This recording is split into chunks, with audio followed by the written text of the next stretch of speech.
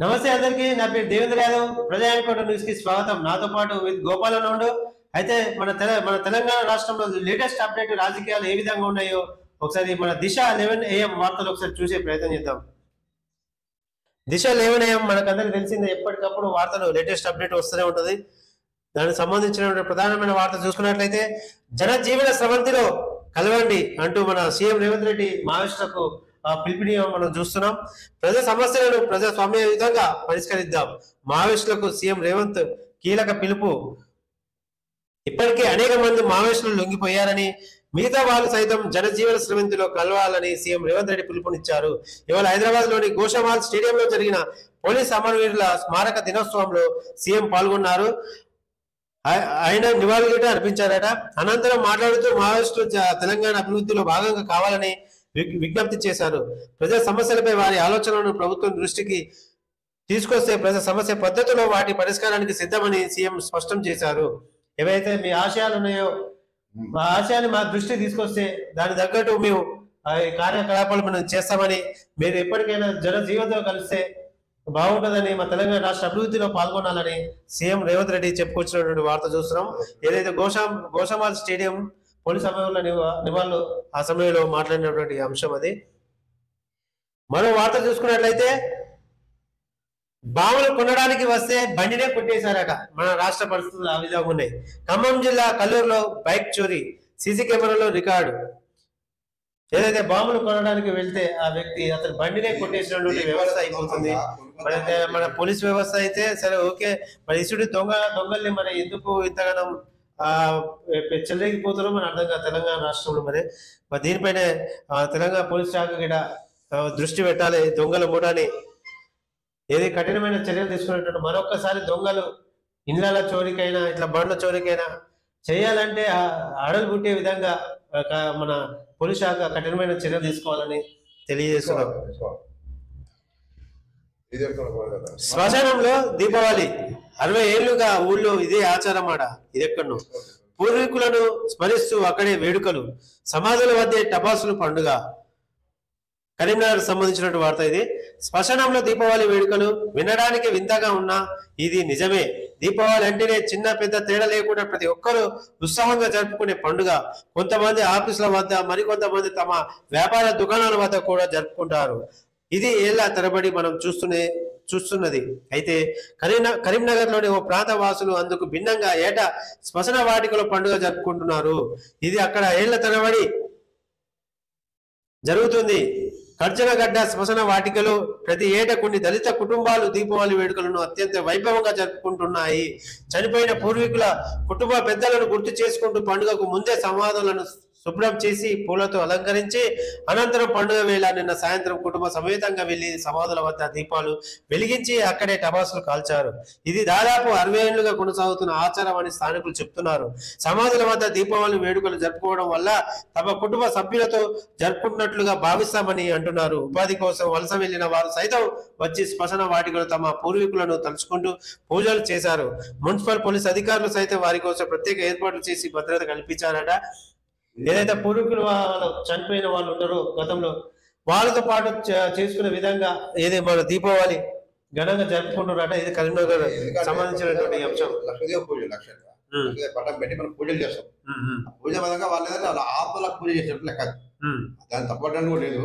వాళ్ళకి ఆచారంగా ఎప్పటి నుంచి వస్తుంది. ఆత్మలు అంటే వాళ్ళ దిక్కు వాళ్ళ కుటుంబ సభ్యులు అందరూ ఉన్నారు, వాళ్ళ అందరితో కలుపుకొని మేము దీపావళి వేడుకలు జరుపుకునే అనే విధంగా వాళ్ళు కరీంనగర్ లో మనం చూస్తున్నాం. ఇది ఒకటి మనం శ్మశాన వాటికలో దీపావళి అన్నదే మంచి. అది మరొక వార్త చూసుకున్నట్లయితే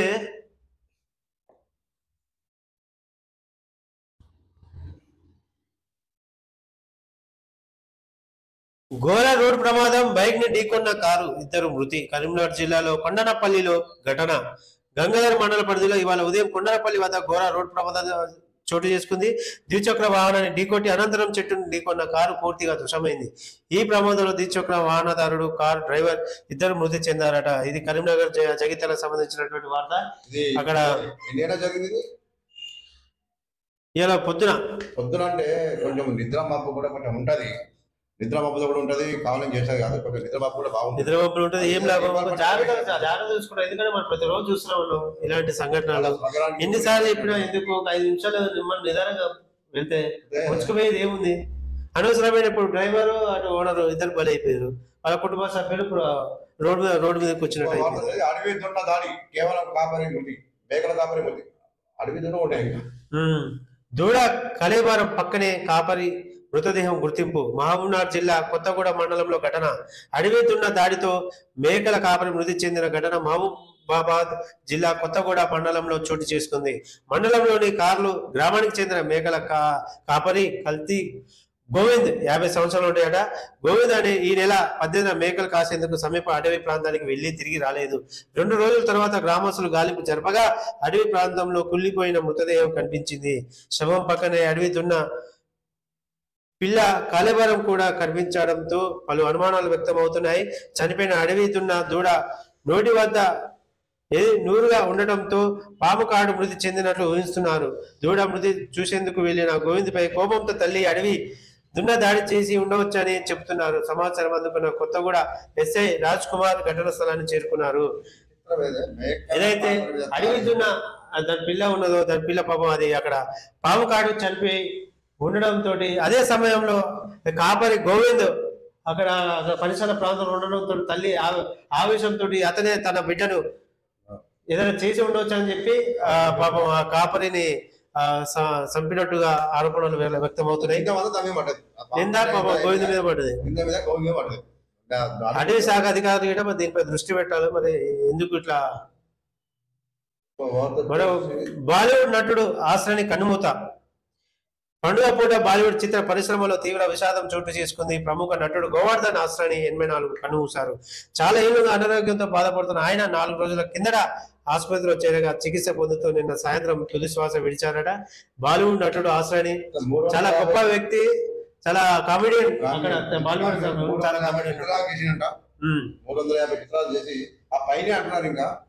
ఆశ్రానికి మా ప్రజానికోట ద్వారా నివాళులు అర్పిస్తున్నాం. కాంకర్స్ మిస్ ఫైర్, ఇది క్రాకర్స్ మిస్ ఫైర్. సరోజిని ఆసుపత్రికి క్యూ. గాయాలతో చేరిన 47 మంది బాధితులు, వారిలో 18 మంది చిన్నారులే. నిన్ననే చెప్పినాం, ప్రతి సెలబ్రిటీ చెప్తూనే ఉంటారు, ప్రతి న్యూస్ లో కూడా చెప్తూనే ఉంటారు జాగ్రత్త అని చెప్పినా కూడా దాదాపు 47 మంది అది పెద్ద క్యూ ఉన్నదా సరోజి హాస్పిటల్ మెహందీపట్నంలో పెద్ద క్యూ. ఆ పొగ, ఎంత పొల్యూషన్, దానివల్ల వస్తాయని చెప్పి టబల్స్ కాల్చే సమయంలో జాగ్రత్తలు పాటించాలని ఎంతగా అవగాహన కల్పించిన ప్రమాదాలు జరుగుతూనే ఉన్నాయి. నిన్న దీపావళి పండుగ వేళ క్రాకర్స్ కాల్చుతూ గాయాల పాలైన వారు దాదాపు 47 మంది రాత్రి హైదరాబాద్ లోని సరోజిని కంటి ఆసుపత్రిలో చేరారు.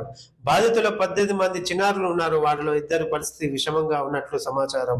కాగా నగరంలో పలు చోట్ల టపాసులు పేల్చే క్రమంలో కళ్ళు ముక్కులు పడడం, మంటలు అంటుకోవడం వంటి ఘటనలు చోటు చేసుకున్నాయి. గాయపడిన వారిని చికిత్స అందిస్తున్నట్లు. దీపావళి అంటే 2 రోజుల పండుగ జరిగింది, ఫస్ట్ రోజే. అంటే కాస్త ఈ రోజు కొంచెం ఈ రోజు టపాసులు పేల్చే అవకాశాలు ఉంటాయి కాబట్టి జాగ్రత్త పడండి. నిన్ననే చెప్పినాం మేము జరుగుతుందని చెప్పి అది సహజంగా జరిగింది. ఈ రోజు అయితే కొంచెం జాగ్రత్త పడండి, పిల్లల్ని దగ్గర కొనియకండి. ఆ పిల్లలు తమను కాపాడుకుంటే చాలా మంచి విషయం అది. ఇలాంటి చూడాల్సి వస్తాం మళ్ళీ కూడా. ఎందుకంటే దీపావళి పండుగ సందర్భంలో ఇక్కడ ఉండాలి, కానీ ఈ సంఘటన జరుగుతుంది.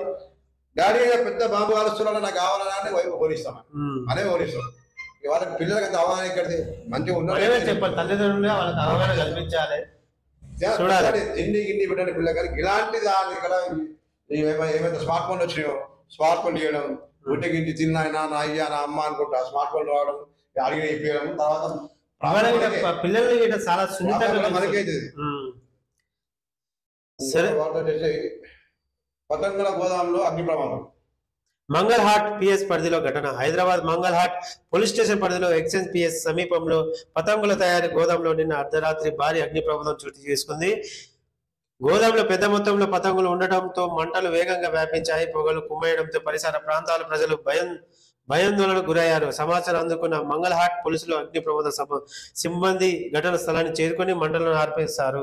ప్రమాదంలో ఎలాంటి ప్రాణ నష్టం జరగలేదు. అయితే 3 కార్లు, 1 ఆటో ట్రాలీ, అలాగే గణేష్ ఉత్సవానికి సంబంధించినటువంటి పూజా సామాగ్రి, పతంగులు సామాగ్రి దగ్ధమైనట్లు సమాచారం. పూర్తి వివరాలు తెలియాల్సి ఉంది.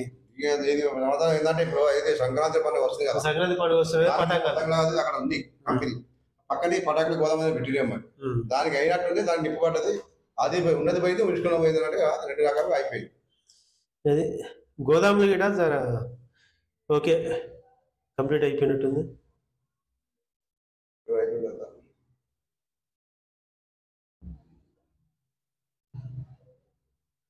తిరుమల సమాచారం ఒకసారి చూసుకున్నట్లయితే ఉచిత దర్శనం కోసం కృష్ణ తేజ అతిథి గృహం వరకు క్యూలో వేచి ఉన్న భక్తులు సర్వదర్శనానికి 18 గంటల సమయం పడుతుందట. నిన్న శ్రీవారిని దర్శించుకున్న భక్తులు 72,026 మంది ఉన్నట్టుగా మనకు తెలుస్తుంది. తలనీళ్లను సమర్పించిన వ్యక్తులు 23,304 మంది భక్తులు. చాలా రేట్ బాగుంటాయంట, దేవుడి భక్తులకి ఇస్తుంటాము. తలనీళ్ళు అంటే ఎన్నికలు కదా, ఎన్నికలు చాలా కాస్ట్ ఉంటాయి అంట. కేజీ ఎంతలో రేట్ అంటే బయట అమ్ముడేమో కానీ ఇక్కడైతే ఫ్రీ ఉంటది. భక్తులు ఇంకా వాళ్ళ శ్రీవారి ఉండి ఆదాయం దాదాపు 3,86,00,00,000 వచ్చినట్టు మనకు నిన్నటి సమాచారం మనం చూస్తున్నాం. అట్లాగే బంగారు రేట్లు ఒకసారి చూసుకున్నట్లయితే 22 క్యారెట్ల బంగారానికి 1,21,700 రూపాయలు పలుకుతుందట. 24 క్యారెట్ల బంగారానికి 1,32,770 రూపాయలు. కేజీ వెండికి 1,88,000 ధర పలుకుతున్నట్టు మనకు లేటెస్ట్ అప్డేట్ మనం చూస్తున్నాం. మరొకటి చెక్ యువర్ స్కిన్ టైమ్ అనే పిల్లలతో తగ్గుతున్న ఏకాగ్రత, జ్ఞాపక శక్తి అంటూ ఒక కథనం రావడం జరిగింది. తగ్గిపోతుంది. మరొకటి నకిలీ ఓఆర్ఎస్ పై ఒంటరి పోరాటం చేస్తున్నటువంటి శివరంజని చూస్తున్నాం. ఇకపై విక్రయించవద్దని FSSAI ఆదేశాలు. ఇది ప్రజలందరికీ విజయం అంటూ డాక్టర్ శివరంజని చెప్తున్నటువంటి విషయాన్ని మరొకటి 24 గంటల్లో 900 మంది సేఫ్.